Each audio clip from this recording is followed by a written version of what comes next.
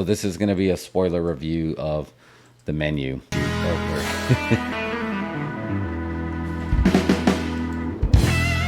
So the menu. I don't think I've seen Turkey Shoot. No? No. Dude, it's great. It's basically Death Race 3000 on an island with no cars.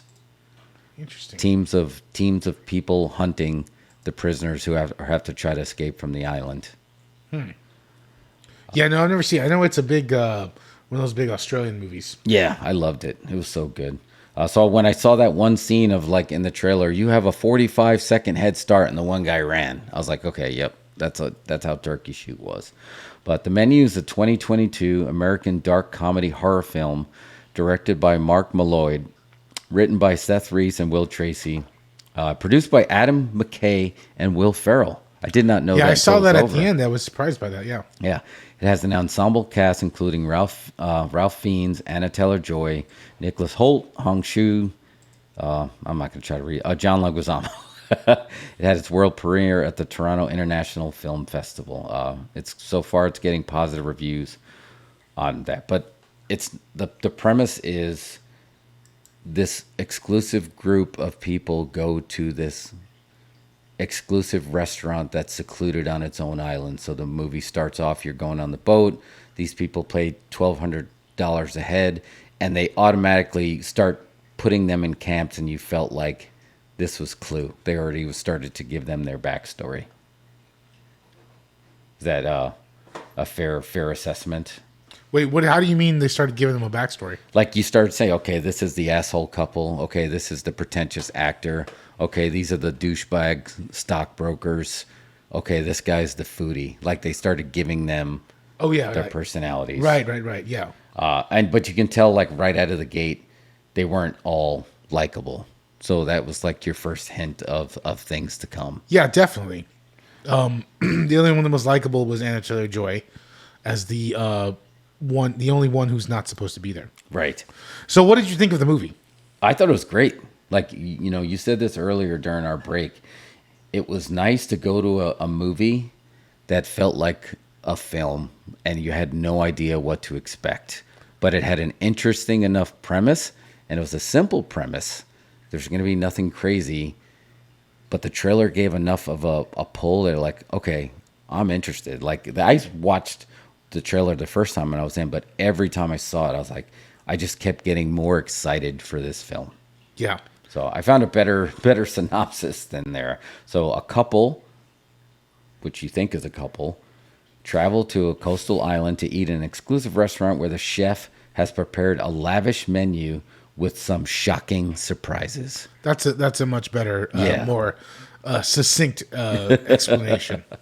So you start getting stuff that's very suspicious. They start coming off as very cult-like. All the staff, you felt like you were going to Fantasy Island. It started off very simple, and you can tell they had the appetizer, and he really was just giving them kind of an appetizer, and he gave a backstory.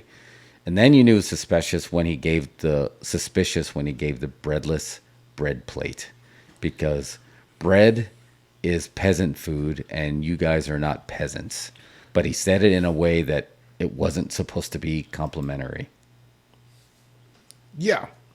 Right? I mean, I think it's pretty obvious something weird's going on from nowhere. Yeah. And we already know from the trailer something's weird's going on. It's like we don't know that going in. Yeah. It stayed way more grounded than I thought when it finally led to what this was turning out to be. Yeah. I mean, I thought the whole thing really, what I liked the most about it, again, like you said, it was a bit unpredictable, and it was a unique premise for a movie where it's like a thriller, or it's not a horror movie. It's more of a thriller about these folks, you know, end up in this situation where it's this strange meal where they could die at any time. Right? Yeah.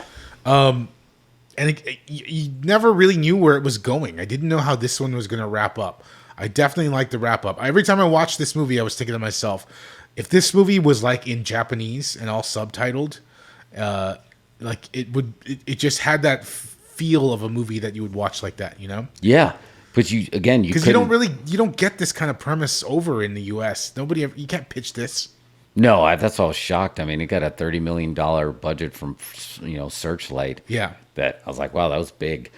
and it was good because you couldn't predict the ending. Like you were trying the whole time. It had the same feeling like when you're watching a show like Lost or something, where you're trying to piece together where it's going to go. But then the movie kept swerving, and you didn't know where it's going to go. Where you know what movie it kind of 80s or movie it reminded me of? Which one? Was April Fool's Day. I was waiting for some kind of swerve that he's just like, I wanted you to taste what life tastes like when you look death in the face. And I literally thought he was going to do that metaphor. It's like, now you know how delicious life is when I fed you the threat of death. Yeah. And then I was like, no, he's going to actually kill them. Yeah.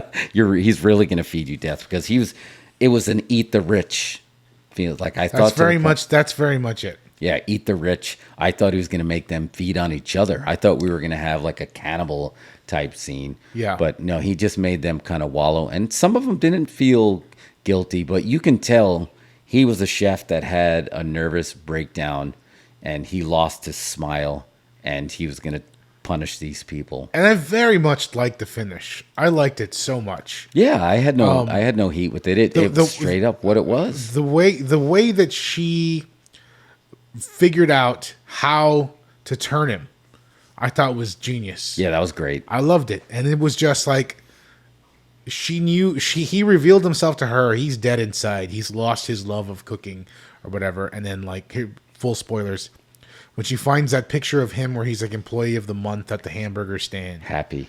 And he's super happy. Every other photo he's scowling. Hates everything. And she just she sends her food back. She says, I don't like this. And it really guts him, doesn't it? Right? Yeah. She's like, when she says, I'm still hungry. Yeah. And she asks if she can get a cheeseburger. And when he's making that burger, you just see the joy of just cooking in him for the first time in the movie. You know? Yeah. Making a simple greasy cheeseburger for Anya Taylor-Joy. And I loved it so much. Yeah. I thought it was great. And then she found her out. Can I get this to go? Boom. I thought that was so genius, man. Yeah. I loved the ending so much to this movie.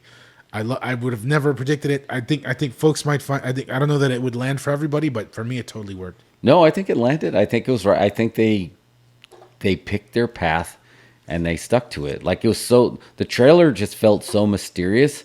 I automatically assumed a mysterious ending, and that's why I thought it was going to be the swerve. I guess what confused me watching it for the first time was I was like, it couldn't be something that like he's going to kill these people, because that one couple, the food critics, they've been there multiple times.